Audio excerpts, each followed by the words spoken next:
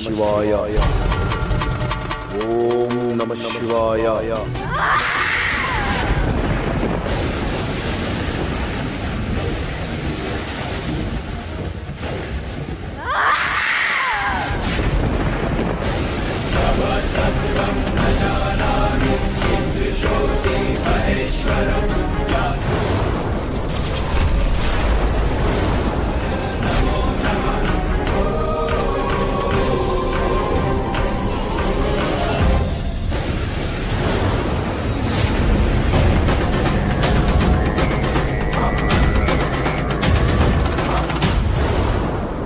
ಭಕ್ತ ನಾಗೇಂದ್ರಹಾರಾಯ ತ್ರಿಲೋಚನಾಯ ನಾಗರಾಗಾಯ ಮಹೇಶ್ವರಾಯ ನಿತ್ಯಾಯ ಶುದ್ಧಾಯ ದಿಗಂಬರಾಯ ತಸ್ಮೈ ನಕಾರಾಯ ನಮಃ ಶಿವಾಯ. ನಿನ್ನ ಭಕ್ತಿಗೆ ಮೆಚ್ಚಿದೆ. ಏನು ಬೇಕು ಕೇಳು. ಮಹಾದೇವ, ಈ ಹೆಣ್ಣಿನಿಂದ ನನಗೆ ಸಾವು ಬರುವಂತೆ ವರವನ್ನು ಕೊಡು. ಇವಳಿಂದ ನನಗೆ ರಕ್ಷಣೆಯನ್ನು ಕೊಡು ಮಹಾದೇವ. ತಥಾಸ್ತು.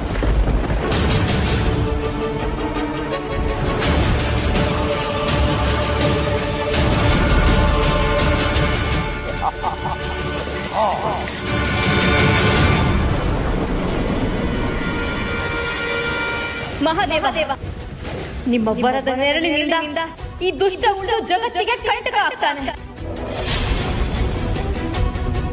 ಇವನ್ನ ಸಂಹಾರ ಮಾಡೋದಕ್ಕೆ ಅವಕಾಶ ಮಾಡಿಕೊಡಿ. ಇಲ್ಲ ದೇವಿ, ನಿನ್ನಿಂದ ಇವನನ್ನು ಸಂಹಾರ ಮಾಡಲು ಸಾಧ್ಯವಿಲ್ಲ.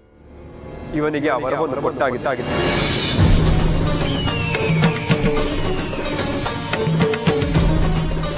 ನಿನ್ನ ಶಕ್ತಿಗಷ್ಟೇ ಇವನನ್ನು ಸಂಹಾರ ಮಾಡುವ ಶಕ್ತಿ ಇದೆ. ನಿನಗಲ್ಲ.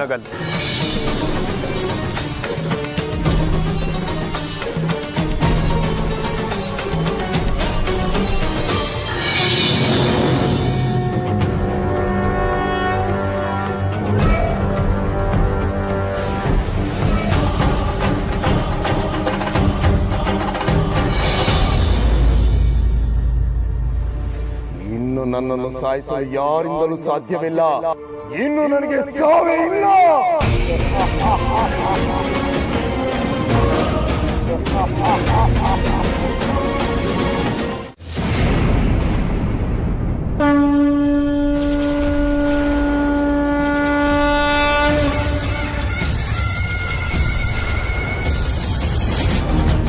ಯಾರಿಗಳು ಜಗತ್ತಿನ ಅಷ್ಟು ಸೌಂದರ್ಯವನ್ನು ತನ್ನಲ್ಲಿ ಇಟ್ಟುಕೊಂಡವಳು.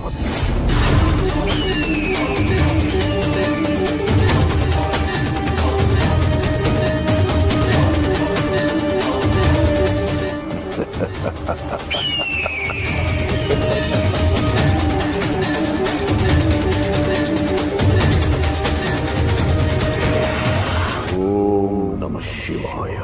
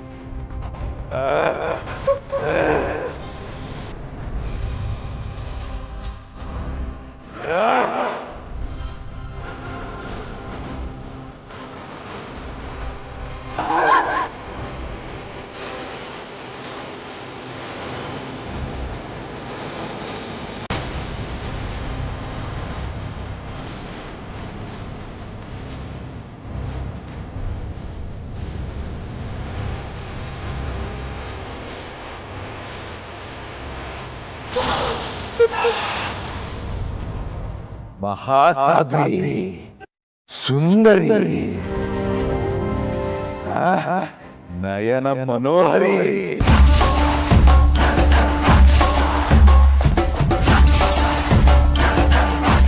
ಈ ಸೌಂದರ್ಯ ಅನುಭವಿಸುವ ಸುಂದರ ಕ್ಷಣಗಳು.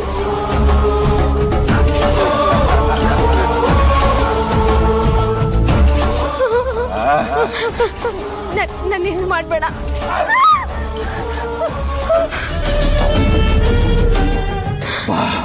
ನನ್ನ ಪೈಗೆ ತೀರಿಸು ಬಾ. ನನ್ನ ಈ ಸುಬ್ಬ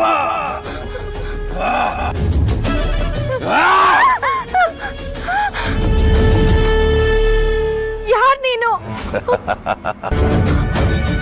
ಕಾಮಾಸುರ ಕಾಮಘೋರ ಪ್ರಚಂಡ ನನ್ನ ಬಾವುಗಳಲ್ಲಿ ಬಂದಿಯಾಗುವ ಬಾ ಸುಂದರಿ, ಬಾ.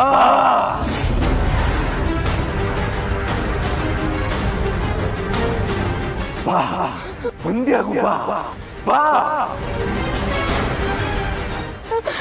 ಇಲ್ಲ, ನನ್ ಗಂಡನ್ ಬಿಟ್ಟು ಬೇರೆ ಯಾರು ನನ್ ಮನ್ಸಿಗೆ ಬರೋದಿಲ್ಲ. ಅದು ಕೇವಲ ಮನುಷ್ಯರಿಗೆ ಮಾತ್ರ ಸೀಮಿತವಾದ ವಿಚಾರ. ನಾನು ಅಸುರ.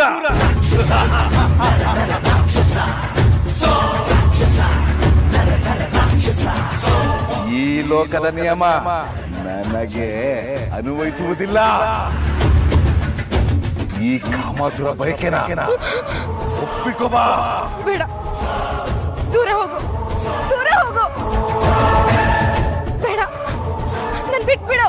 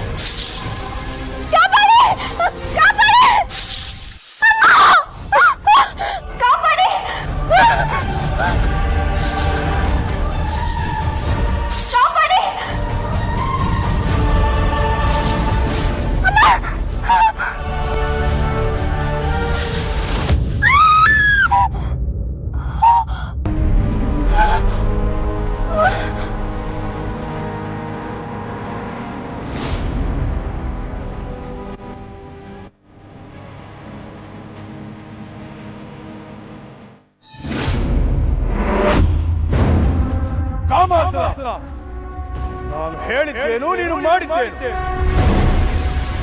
ಒಬ್ಬಳು ಯಾರೆಂದು ತಿಳಿದು ಬಾ ಎಂದರೆ ಒಬ್ಬಳನ್ನು ನೋಡಿದ ತಕ್ಷಣ ನಿನ್ನ ಹೆಸರಿನಂತೆ ವರ್ತಿಸುವೆಯಾ? ಇದೇ ಕಾರಣಕ್ಕೆ ನೀನು ಇಷ್ಟು ವರ್ಷ ಪಾತಾಳ ಲೋಕದಲ್ಲಿ ಇದ್ದೆ ಎಂದು ಮರೆತು ಬಿಟ್ಟೆಯಾ? ಸಹಸ್ರಾರು ವರ್ಷಗಳಿಂದ ಪಾತಾಳ ಲೋಕದ ಕತ್ತಲಲ್ಲಿ ಕಳೆದು ಹೋದ ನಾನು ಕಣ್ಣೆದುರು ಒಬ್ಬಳು ಚೆಲುವೆ ಕಾಣಿಸಿದಾಗ ವಾಂಚೆ ಆಗುವುದು ಪ್ರಕೃತಿ ನಿಯಮವಲ್ಲವೇ? ಮುಂದಿನ ಕೆಲಸ ಹೇಳುತ್ತೇನೆ.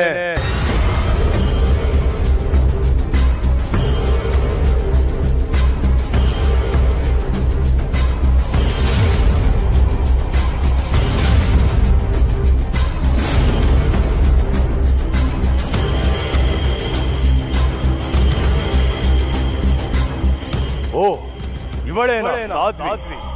ನಾಗಿಣಿಯ ಕಾರಣದಿಂದ ವಿಧವೆ ಆಗಬೇಕಿದ್ದ ಸಾಧ್ವಿ. ಗುರುಗಳೇ, ಈಗ ನಾನೇನು ಮಾಡಬೇಕು? ನಿನ್ನ ಅವಶ್ಯಕತೆ ಸದ್ಯಕ್ಕಿಲ್ಲ. ಬೇಕಿದ್ದಾಗ ನಾನೇ ಕರೆಸಿಕೊಳ್ಳುವೆ. ಅಪ್ಪಣೆ ಗುರುದೇವ. ನನಗೀಗಿರುವ ಮುಖ್ಯವಾದ ಕೆಲಸ ನಿನ್ನನ್ನು ಕರೆಸಿದ್ದು ಏಕೆ ಎಂದು ನೋಡುತ್ತಿರುವೆಯಾ?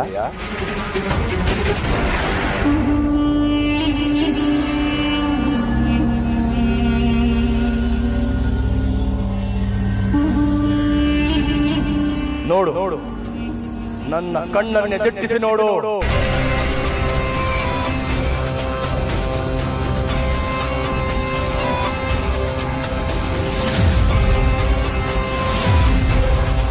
ನಿನ್ನ ಮನಪಟಲದಲ್ಲೊಂದು ಮುಖದರ್ಶನವಾಗುತ್ತಿದೆಯೇ? ಹೋಗು ಹೋಗು, ಅವನನ್ನು ಸಂಹರಿಸಿ ಬಾ.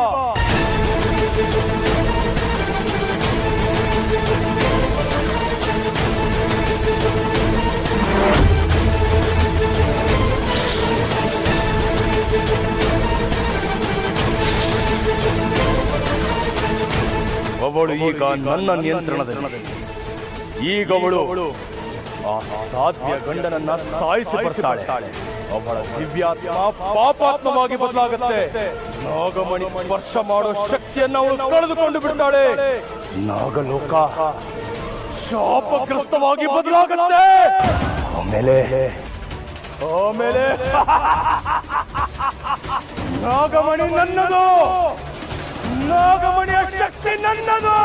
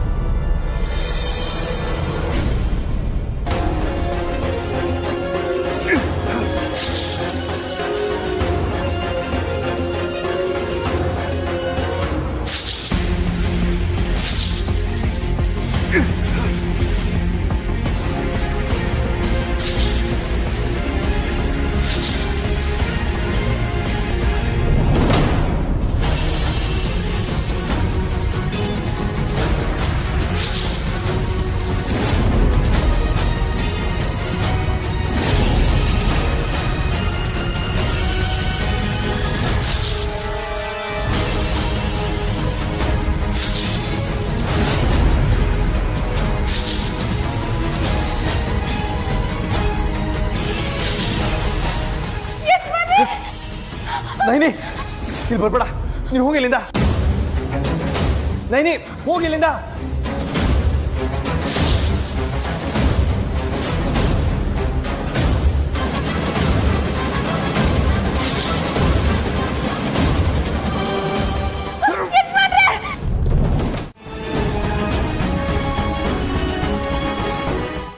ತೀರ್ಗಂಧದಯ್ಯ, ಭಂಡಾರದ ಒಡೆಯ, 7 ಕೋಟಿ ಮೈಲಾರಲಿಂಗೇಶ, ಚಾಂಗಮಲು ಚಾಂಗಮಲು ಚಾಂಗಮಲು.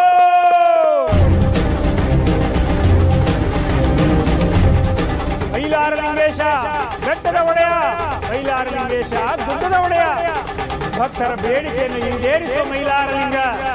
ಚಾಂಗಮಲು ಚಾಂಗಮಲು ಚಾಂಗಮಲು.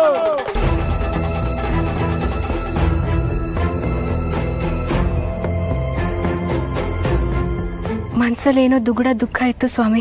ನೀವು ಬಂದ ತಕ್ಷಣ ಎಲ್ಲ ದೂರ ಆಗೋಯ್ತು, ಮನ್ಸಿಗೆ ಸಮಾಧಾನ ಆಯ್ತು. ಒಂದ್ ನಿಮಿಷ ಇಲ್ಲ ಇರಿ. ಭಕ್ತರ ಬೇಡಿಕೆಯನ್ನು ಈಡೇರಿಸುವ ಮೈಲಾರಲಿಂಗ, ಭಕ್ತರಿಗಾಗಿ ಲಕ್ಷ ರಾಕ್ಷಸರನ್ನು ಕೊಲೆ ಮಾಡಿ ಸಂಹಾರ ಮಾಡಿ ಮೈಲಾರದಲ್ಲಿ ನೆಲೆಸಿರುವ ಮೈಲಾರಲಿಂಗ.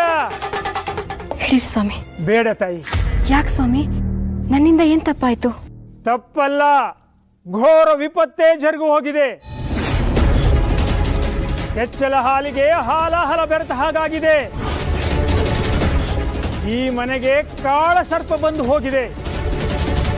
ಕಾಳ ಸರ್ಪ ಬಂದ ಮನೆ ಕಾಲ ಯಮನಿಗಾಗಿ ಕಾಯ್ತಾ ಇರುತ್ತೆ ತಾಯಿ. ಅಂತ ಮನೆಯಿಂದ ಭಿಕ್ಷೆ ತಗೊಂಡ್ರೆ ಸಾವೇ ಭಿಕ್ಷೆಯಾಗಿ ನಮ್ಮ ಜೋಳಿಗೆಯನ್ನು ಸೇರುತ್ತೆ ತಾಯಿ.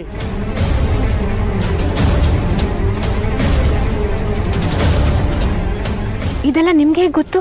ಸಾವು ಬಂದಿದ್ದು ಸಾವು ನೋಡಕ್ಕೆ ತಾಯಿ, ನಿನ್ನ ಮಾಂಗಲ್ಯವನ್ನ ಕಿತ್ಕೊಳ್ಳೋದಕ್ಕೆ ತಾಯಿ.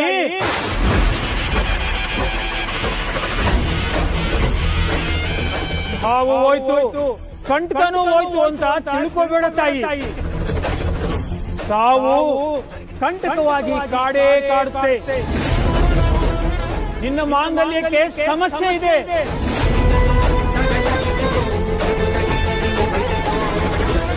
ಅದನ್ನ ಕಾಪಾಡ್ಕೊ ಅಂತ ಹೇಳೋಕೇನೆ ಮೈಲಾರಲಿಂಗೇಶ್ವರ ನನ್ನನ್ನ ಇಲ್ಲಿಗೆ ಕಳಿಸಿರೋದು. ನಿನ್ನ ಮಾಂಗಲ್ಯ ಉಳಿಬೇಕು ಅಂದ್ರೆ ನೀನು ಪೂಜೆ ಮಾಡಲೇಬೇಕು ತಾಯಿ. ನೀನು ಆ ಕಂಟಕವನ್ನ ಪರಿಹಾರ ಮಾಡ್ಕೊಳ್ತೀನಿ ಅಂದ್ರೆ ನಾನು ಈ ಭಿಕ್ಷೆಯನ್ನು ತಗೊಳ್ತೀನಿ. ಏನ್ ಪರಿಹಾರ ಮಾಡ್ಬೇಕು ಸ್ವಾಮಿಗಳೇ? ಪಾರ್ವತಿ ದೇವಿಯ ದೇವಸ್ಥಾನಕ್ಕೆ ಹೋಗ್ಬೇಕು. ಅಲ್ಲಿ ಹೋಗಿ ನವರಾತ್ರಿ ಪೂಜೆ ಮಾಡಿದ್ರೆ ಮಾತ್ರ ನಿನ್ನ ಮಾಂಗಲ್ಯ ಉಳಿಸ್ಕೊಳ್ಳಕ್ ಸಾಧ್ಯ. ಆಗ ಮಾತ್ರ ನೀನು ಅಂದ್ಕೊಂಡಿದ್ದು ಆಗಕ್ ಸಾಧ್ಯ.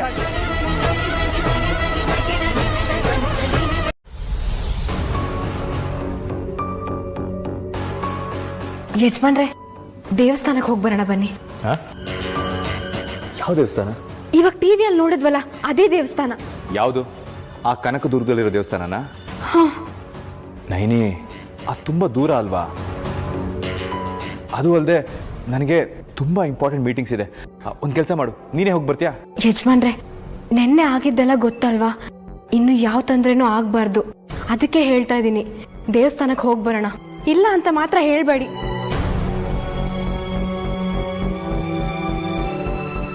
ದಯವಿಟ್ಟು ಇಲ್ಲ ಅಂತ ಹೇಳ್ಬೇಡಿ, ನನ್ಗೋಸ್ಕರ. ಸರಿ, ಆಯ್ತು. ಈಗೇನು, ನೀನ್ ಕರೆದ ತಕ್ಷಣ ದೇವಸ್ಥಾನಕ್ಕೆ ಬರಬೇಕು ಅಷ್ಟೇ ತಾನೆ? ನೀನ್ ಕರೆದ್ರೆ ಎಲ್ಲಿಗೆ ಬೇಕಾದ್ರೂ ಬರ್ತೀನಿ. ಸರಿ, ನಾನು ಹೋಗಿ ರೆಡಿ ಆಗ್ತೀನಿ, ನೀವು ರೆಡಿಯಾಗಿ. ಓಂ ಜ್ವಾಲಮಾಲಿನ್ಯೇ ನಮಃ. ಓಂ ವೃಂಡಮಾಲಿನ್ಯೇ ನಮಃ. ತಾಯೇ ತಾಯೇ, ದಿಗ್ವಿಜಯನ ರೂಪದಲ್ಲಿರುವವನು ದಿಗ್ವಿಜಯ ಅಲ್ಲ ಅನ್ನೋ ಸತ್ಯ ತಿಳಿದಿದೆ. ಅವನು ಯಾರು? ಅವನು ಯಾರು? ಓಂ ಜ್ವಾಲಮಾಲಿನ್ಯೇ ನಮಃ. ಓಂ ವೃಂಡಮಾಲಿನ್ಯೇ ನಮಃ. ತಿಳಿಸು ತಾಯೇ, ಯಾರೆಂದು ತಿಳಿಸು.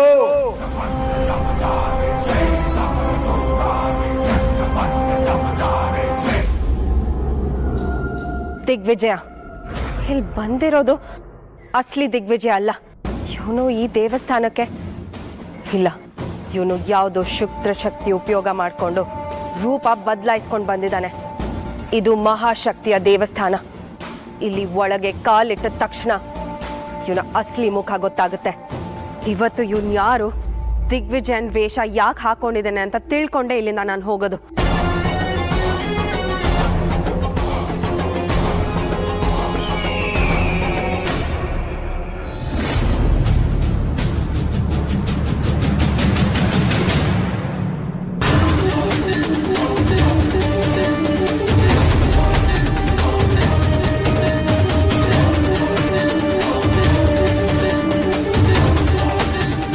ಹೇಗೆ ಸಾಧ್ಯ? ದೇಹದೊಳಗಡೆ ಶುದ್ಧ ಶಕ್ತಿ ಇದ್ರೆ ದೇವಸ್ಥಾನದ ಒಳಗಡೆ ಕಾಲಿಡೋ ಹಾಗೆ ಇಲ್ಲ. ಆದ್ರೆ ಇವನ್ ಹೇಗೆ ಒಳಗ್ ಬಂದಿದ್ದಾನೆ ಗೊತ್ತಾಗ್ತಾ ಇಲ್ವಲ್ಲ. ಏನು? ಅವನು ದೇವಸ್ಥಾನದ ಒಳಗೆ ಹೋಗಾಯ್ತು, ಕಾಲಿಟ್ಟು ಹೋಗಾಯ್ತು ಅಂದರೆ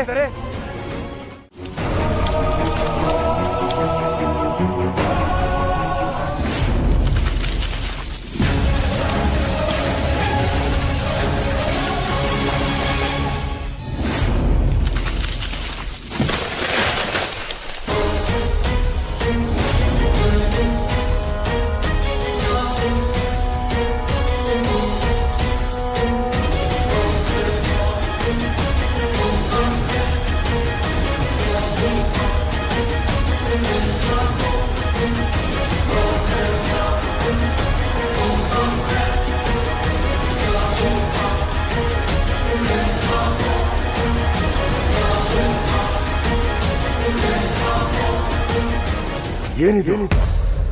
ಸಾಧ್ವಿಯ ಗಂಡನನ್ನ ಸಾಯಿಸಬೇಕಾದ ನಾಗಿಣಿ ದಿಗ್ವಿಜಯನ ಸಾಯಿಸೋ ಪ್ರಯತ್ನ ಯಾಕೆ ಮಾಡಿದ್ಲು?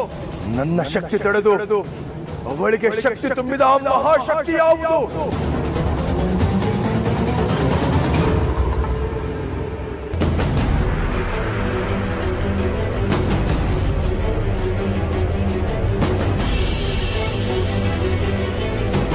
ಯಜಮಾನ್ರೆ, ಮರ ಬಿದ್ದೋಯ್ತಾ? ಯಾರು ಬೀಳ್ತಿದ್ದು? ಹೇಗ್ ಬೀಳ್ತು? ನಿಮ್ಮೇಲೆ ಬಿದ್ದಿದ್ದು ಏನ್ ಗತಿ? ಗಾಳಿಗೆ ಬಿದ್ದಿರ್ಬೇಕು ನಂದೀಶ.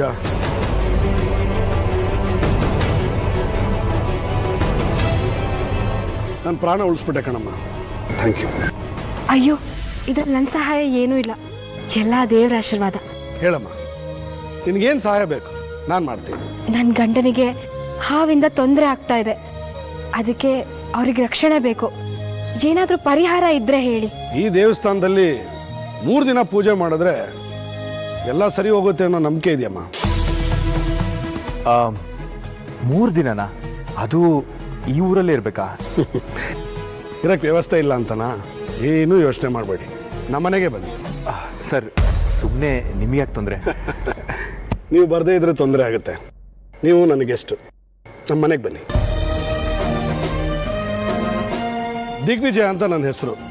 ಯಾರನ್ನು ಕೇಳಿದ್ರು ನಮ್ಮನೆ ತೋರಿಸ್ತಾರೆ. ದಯವಿಟ್ಟು ನಮ್ಮ ಮನೆಗೆ ಬನ್ನಿ. ತುಂಬ ಸಂತೋಷ ಆಯ್ತು ಸರ್ ನಿಮ್ಮನ್ನ ಭೇಟಿಯಾಗಿ. ನಾವು ಪೂಜೆ ಮುಗಿಸ್ಕೊಂಡು ಬರ್ತೀವಿ. ಸಂತೋಷ. ಬರ್ತೀವಿ ಸರ್.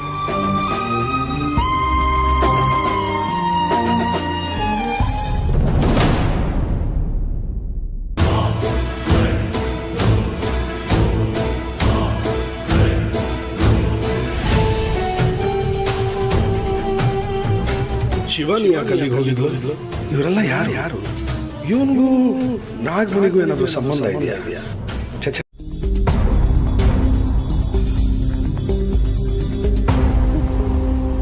ಅಭಯ್, ನೀನು ನೋಡಿ ಎಷ್ಟು ದಿನ ಆಯ್ತು? ಯಾರಿದು? ನಾನು ಇದಕ್ಕೂ ಮುಂಚೆ ಇವನ್ನ ನೋಡೇ ಇಲ್ಲ. ಹೇಯ್, ಏನೋ ನೀನು? ನಾನು ಆಗ್ಲಿಂದ ಮಾತಾಡ್ತಾನೆ ಇದ್ದೀನಿ, ಒಳ್ಳೆ ಗೊತ್ತಿಲ್ದಿರೋ ಹಾಗಿದೆಯಲ್ಲ. ಓಹೋ, ಇದು ಅಭಯ್ ಫ್ರೆಂಡು. ಅಭಯ್ಗೆ ಇವ್ನು ಯಾರು ಅಂತ ಗೊತ್ತು, ಆದ್ರೆ ನನಗೆ ಇವ್ನು ಯಾರು ಅಂತ ಗೊತ್ತಿಲ್ವಲ್ಲ. ಅಭಯ್, ಏನಾಯ್ತು ನಿಂಗೆ? ಯಾಕೋ? ಅಭಯ್, ಕ್ಲೋಸ್ ಫ್ರೆಂಡ್ ಸಿಕ್ಕಿದ್ರೆ ಹಗ್ ಮಾಡಿ ಮಾತಾಡಿಸ್ಬೇಕು ಅನ್ನೋದು ಗೊತ್ತಿಲ್ಲ ನಿಂಗೆ? ನೀನ್ ನೋಡಿದ್ರೆ ಒಳ್ಳೆ ಬೆಟ್ ಬಿದ್ದು ಒಂಥರ ಇದೆಯಾ?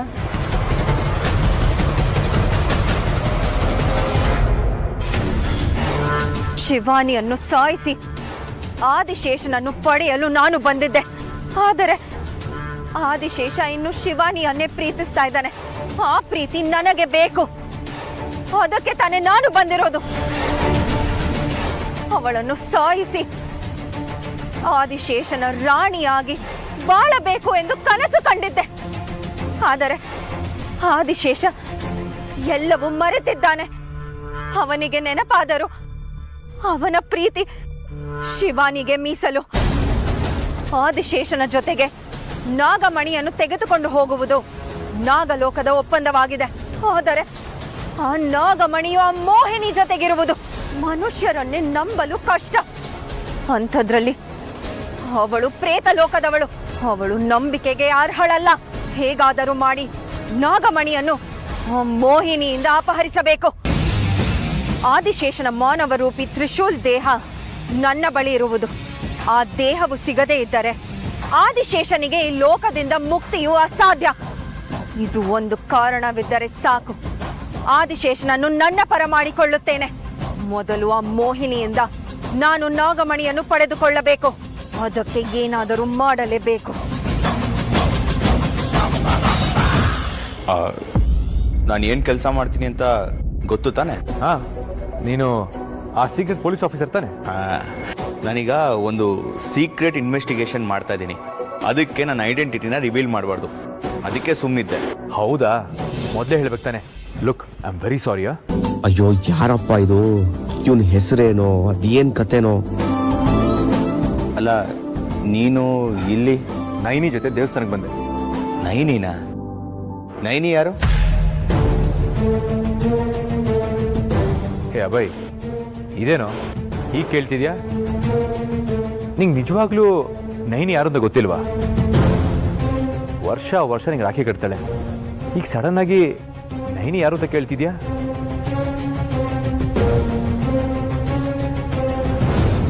ನೀನ್ ನಿಜವಾಗ್ಲೂ ಅಭಯ ತಾನೆ? ಯಾಕೋ ಹೀಗೆ ಕೇಳ್ತಿದ್ಯಾ? ನಿನ್ ಕಣ್ಣಿಗೆ ಹೇಗೆ ಕಾಣಿಸ್ತಿದ್ದೀನಿ? ನೀನು ನಿನ್ನಿಂದ ನನ್ನನ್ನ ಮುಟ್ಟೋದಕ್ಕೆ ಸಾಧ್ಯನೇ ಇಲ್ಲ. ಹಾಗಿದ್ದಾಗ ನನ್ನ ಬಳಿ ಇರೋ ನಾಗಮಣಿಯನ್ನು ನೀನು ವಶಪಡಿಸಿಕೊಳ್ಳಲು ಸಾಧ್ಯನೇ ಇಲ್ಲ.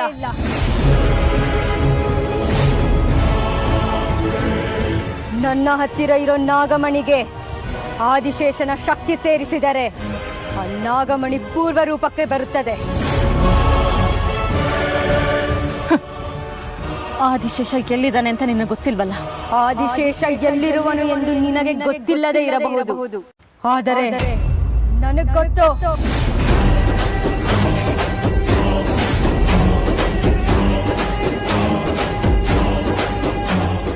ಏಯ್, ನಿಜ ಹೇಳ್ತಾ ಇದ್ಯಾ? ಎಲ್ಲಿದ್ದಾನೆ ನನ್ನ ಆದಿಶೇಷ? ನಿನ್ನ ಆದಿಶೇಷ ಎಲ್ಲಿರುವನು ಎಂದು ನಾನು ಹೇಳುತ್ತೇನೆ. ಹಾಗೆ ನನ್ನ ಶೇಷನಾಗನ ಎಲ್ಲಿ ಬಚ್ಚಿಟ್ಟಿದೀಯಾ ಅದನ್ನು ನೀನು ಹೇಳು.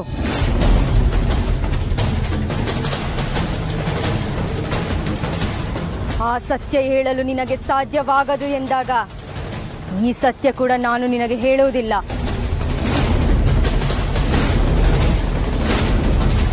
ಆದಿಶೇಷನನ್ನು ಬಂಧಿಸಿ ಅವನನ್ನು ನಿನ್ನೆದುರೇ ಕರೆದುಕೊಂಡು ಬರುತ್ತೇನೆ. ನಾಗಮಣಿಗೆ ಶಕ್ತಿ ಆಯಿಸಿ ನಿನ್ನ ಮುಂದೆನೆ ಅವನನ್ನು ಸಂಹಾರ ಮಾಡುತ್ತೇನೆ. ನೀನು ಇಲ್ಲಿಂದ ತಪ್ಪಿಸಿಕೊಂಡು ಹೋಗಲು ಸಾಧ್ಯನೇ ಇಲ್ಲ.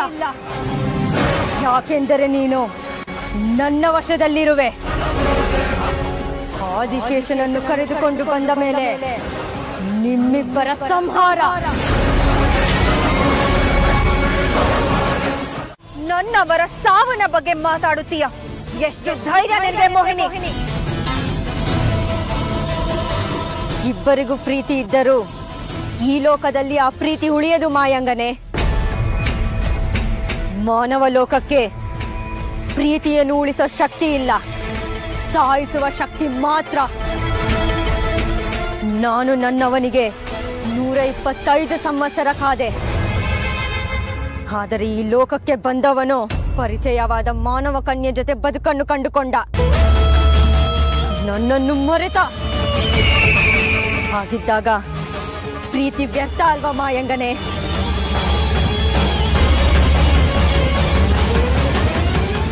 ನೀನು ಇವನನ್ನು ಪ್ರೀತಿಸ್ತಾ ಇರಬಹುದು, ಆದ್ರೆ ಇವನ ಪ್ರೀತಿ ಶಿವನಿಗೆ ಸ್ವಂತ.